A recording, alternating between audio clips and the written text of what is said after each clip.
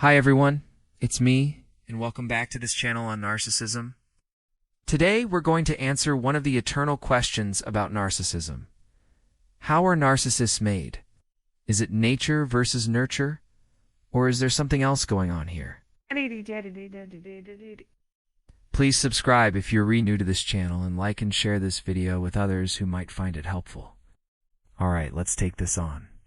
So the question of whether narcissism is nature versus nurture is actually quite a complicated one, and one that researchers have been struggling with for a long time. In fact, it may be more accurate to say that it's both nature and nurture, but not in the way you may think. Let's break it down. First off, what does nature mean? Nature means that someone is born with something. Maybe they're born with a vulnerability to narcissism.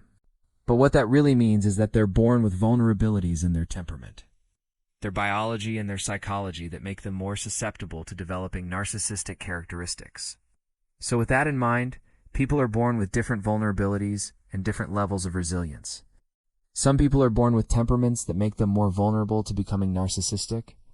Some people are born with temperaments that make them more resilient against becoming narcissistic. This has to do with a lot of things like genetics, neuroanatomy, early experiences in the first few years of life, etc. The idea is that some people are born with vulnerabilities that put them on the path towards narcissism. But they don't necessarily become narcissistic. It's not inevitable. Now, what does nurture mean? Nurture means how someone is treated by other people. It's the environment that someone grows up in. And importantly, it's how parents or parent figures treat children. A parent can foster or encourage the development of narcissistic characteristics in an insecure or egocentric child. By being too responsive to their child's needs and not challenging the child when they should be challenged, they can also encourage these characteristics in other ways, such as by modeling narcissistic behavior, by being overly indulgent and basically giving the child whatever they want. The other way that parents can nurture narcissism is by not being responsive enough to a child's needs and by failing to provide enough positive regard. When parents do not respond adequately to their young child's bids for attention, comfort, engagement, and connection, those children develop insecure attachments, which then makes them vulnerable to developing narcissistic characteristics later in life.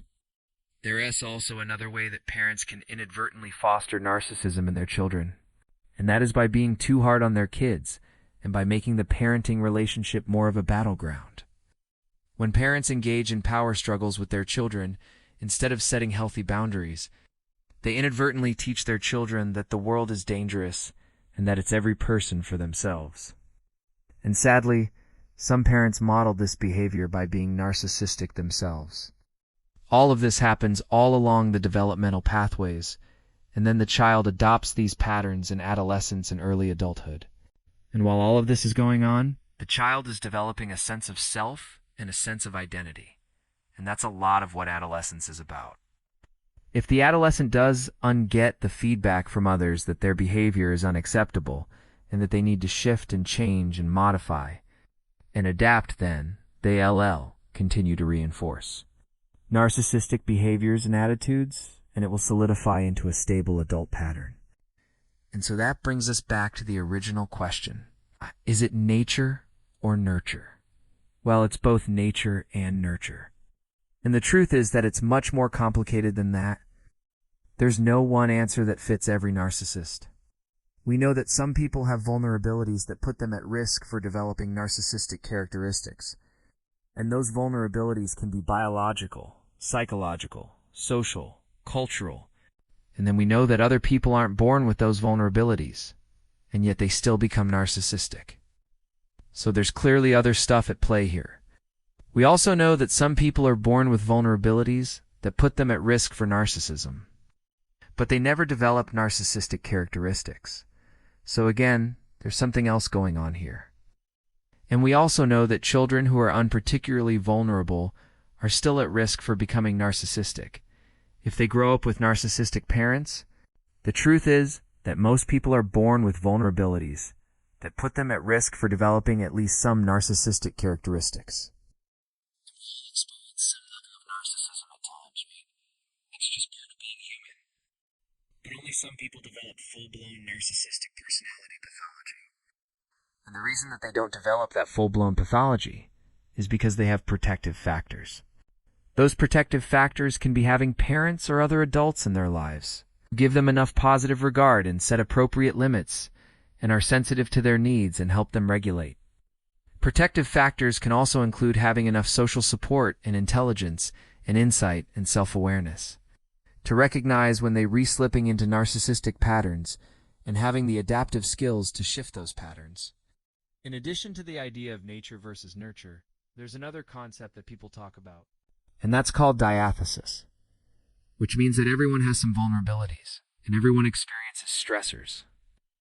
But whether or not a person develops a mental disorder or a personality disorder depends on whether their vulnerabilities overwhelm their protective factors. If they don't have enough protective factors, that's when they're vulnerable to developing narcissistic characteristics.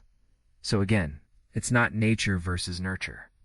It's nature and nurture and then some. It's also important to recognize that narcissistic characteristics exist on a continuum and they come in degrees. Not everyone who's on the narcissistic continuum is severely narcissistic. In fact, some people are quite high-functioning despite being quite narcissistic.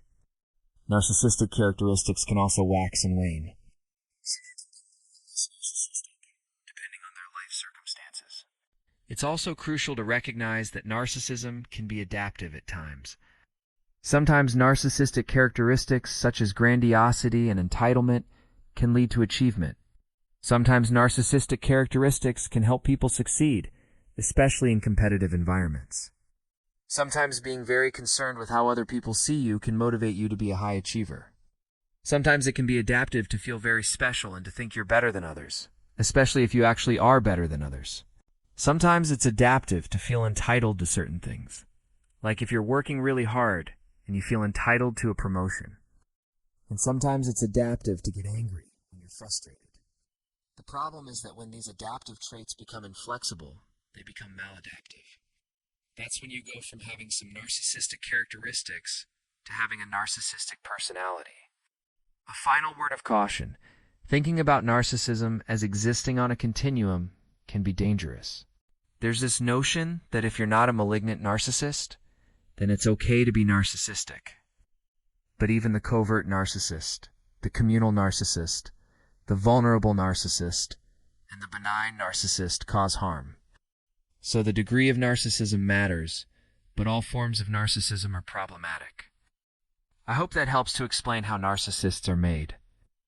It's not simply nature or nurture. It's a complex dance between our vulnerabilities, the environment, and the experiences that shape us.